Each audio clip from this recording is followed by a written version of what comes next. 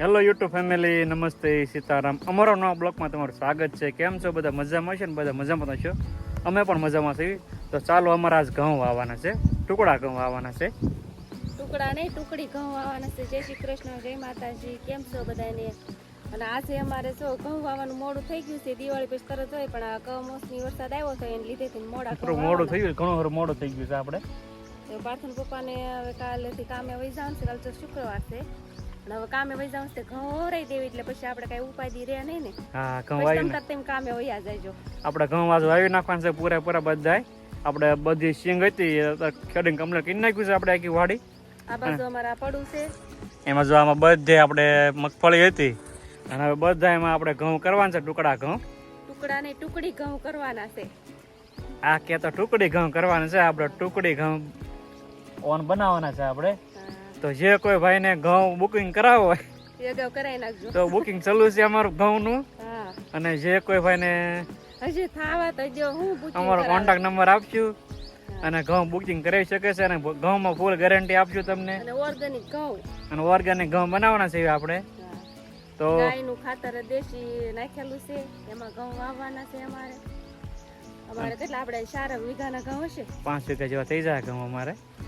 તો અમારા વિડીયોનું કન્ટિન્યુ બને રહેજો. અને તમે નવા હો તો ચેનલને લાઈક, શેર અને સબસ્ક્રાઇબ કરી નાખજો. અને અત્યારે જઈને હરગવામાં પાણી વાળવી છે. હરગવામાં પાળા તાણ નાખ્યા છે, અને એમાં પાણી વાળવી છે હવે. અને જો સરસ મજાનું પાણી જાય છે. અને આ પાણી મેં વાળ્યું છે આજ આખો દિવસ. પાણી મેં વાળ્યું છે. આ હરગવામાં પાણી મેં વાળ્યું છે આજ આખો દિવસ. અને પાર્થન પપ્પા અત્યારે આવ્યા છે, એને 2 નાકા કેવા પૂરતા વાયા. તો ચાલો, આપણે વાવણી ભરી લેવી છે ઘઉંનો. અને આપણે ઘઉં વાવવા માંડવી છે. હા, સારા ઘઉં વવાઈ જાય.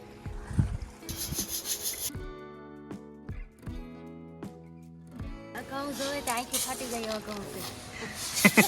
જો આ ઘઉં છે આપણે સરસ મજાના. અને ચાવણીથી ચાલે છે. ઘીનો દાણો નોકો નીકળે છે. ફર્સ્ટ ક્લાસ મોટો દાણો રહે આપણે. જો આપણા ઘરના જ ઘઉં છે. અંદર ટબ્બુ એમાં કાંકરા ભાવ દીધે લાગટ જવો કા દેવાની છે. તો ચાલો, આપણે વાવણી ભરી લઈએ. વાવણી એની અમારું વિડીયો કન્ટિન્યુ બની રહેજો.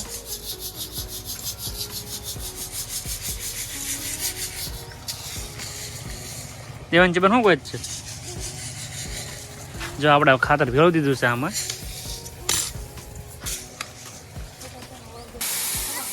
અને દેવાનજી બેન ટીંગાઈ ગયા છે અહીં વાવણી. હવે વાવણી એમ જવું છે.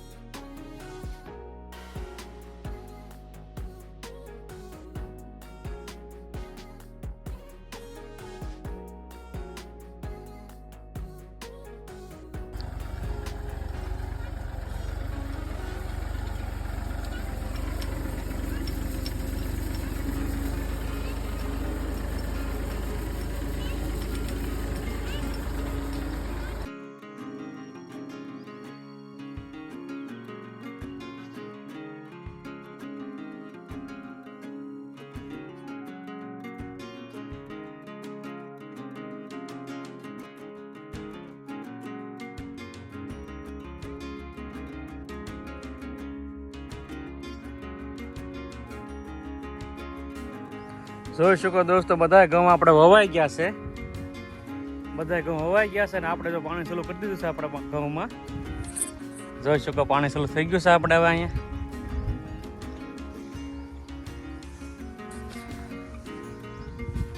અને 4 પાળિયા પી ગયા છે.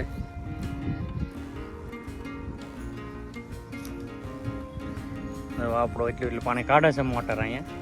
જો સરસ મજાનું પાણી જાય છે ઘરકું.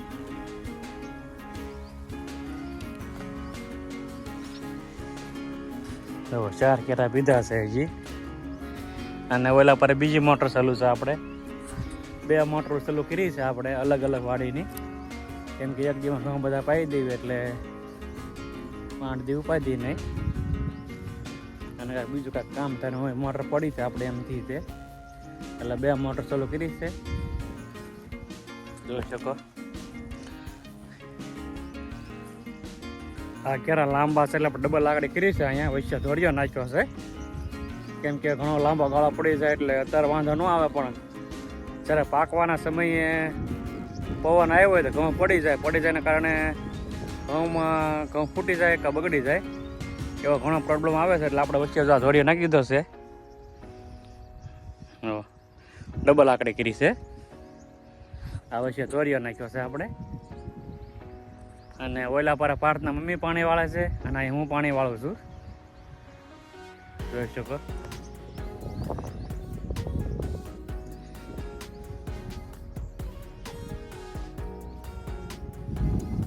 અને તમે નવા હો ચેનલમાં તો લાઈક શેર ને સબસ્ક્રાઈબ કરી નાખજો. અને આપણે ટુકડી ઘઉં વાવ્યા છે. ટુકડી ઘઉં ખાવામાં મીઠા હોય એમ કહે છે બધાય. અને અમે ઘણા વર્ષ ટુકડી ઘઉં કરવી છે આમાં. એટલે ઘણા વર્ષનું બિયારણ આપણી પાસે છે પણ ટુકડી ઘઉં જ છે આપણે. એટલે ખાવામાં હંધી રીતે સારા મીઠા આવે ટુકડી ઘઉં. અને લોકવાના ઘણા પ્રકારના ઘઉં આપણે ટુકડી ઘઉં કરવી છે. પાર્થના મમ્મી કાંક વાવે છે છેડે પાળે હું વાવે છે એલી હે કોથમરી બીજું શું હોય? કોથમરી એક શાકમાં કોથમરી વગર હાલતું નથી તો પછી નાખવી પડશે ને. એરી દેવી થાય નહીં તો થાય ને કાંઈ નહીં. દોસ્તો જો પાર્થના મમ્મી કોથમરી પાળે વેરે છે. અને અમુક જગ્યાએ મેથી કરી નાખી છે આપણે અમુક પાળા ખાલી રાખ્યા છે. એમાં આપણે મેથી કોથમરી ગાજર બીટ અંધી પ્રકારના આપણે શાકભાજી હોય છે અત્યારે બધા વાવી દીધા છે આપણે. અને જોઈશું કે આ બીજી મોટરનું પાણી ચાલુ છે અહીંયા. અને અહીંયા કોણ પાણી વાળે છે? અહીંયા પાર્થના મમ્મી પાણી વાળે છે. ને ઓલા પર હું પાણી વાળું છું. 2 મોટરનું પાણી ચાલુ છે. 2 મોટરનું પાણી ચાલુ છે. એક ધારું લગભગ થોડું ઘણું રહી જાય તો રહી જાય. કેમ કે પાવાના ઝટકા બહુ આવે છે. એક ધારે કલાક એક ઝટકો નાખે છે આ લોકો જીબી વાળા. એટલે વારા ઘડીએ મોટર ચાલુ કરવામાં જ રહી છે આપણે. તો ચાલો દોસ્તો જો મારું પાળિયું ભરાઈ ગયું છે નાકો વાળી જવું. અને પાર્થના મમ્મીનું પાળિયું જો જરીક તો પગ્યું છે હજી. અને નાકો એ વાળ લે મારું પાળિયું હું વાળી જવું છે. ભરાઈ ગયું છે ઘણું ખરું. તો ચાલો દોસ્તો જો બધા ઘઉં પી ગયા છે. ખાલી આપણે 4-5 પાળિયા વધ્યા છે. અને બધા ઘઉં પી ગયા છે આપણા ઓલરેડી કમ્પ્લેટ. હવે ઘઉંને સીધું ઉગવાનું જ છે હવે. અને 15 દી પછી બીજું પાણી પાવાનું થાય. અને તા સિવાય પાણી નથી પાવવું ઘઉંને. અને બધા ઘઉં ઓલરેડી કમ્પ્લેટ આપણે. અને આપણે હવે ઘઉંનું વાવણું પૂરું.